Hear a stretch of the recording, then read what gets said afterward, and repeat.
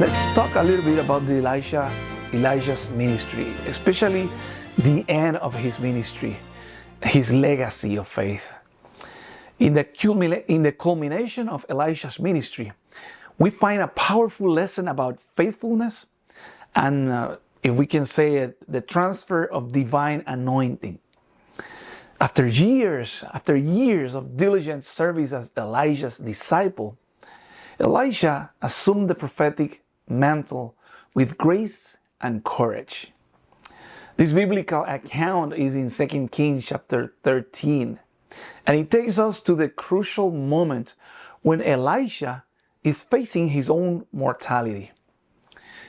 On his deathbed, Joash, the king of Israel, seeks counsel from the ailing prophet.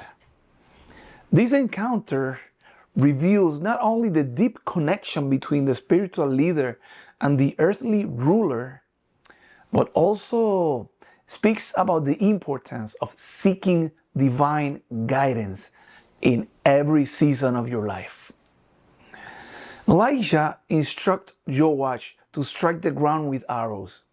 It was a symbolic act that would represent determination and faith.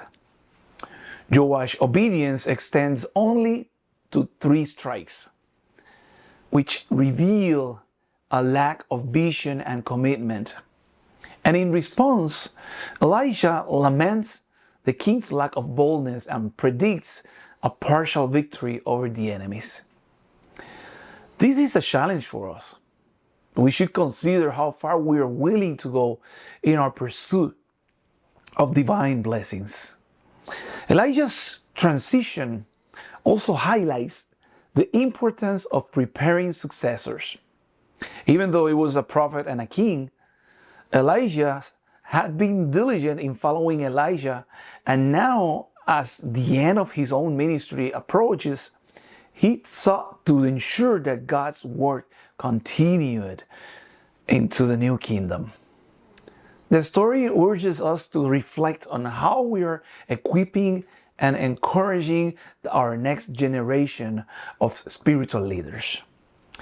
When we reflect on Elijah's legacy, we are challenged to embrace perseverance in faith, fully commit to God's will, and also prepare leaders for the future. In each transition, we remember that God's work depends not only on an individual, but on the collective faithfulness of those seeking His face.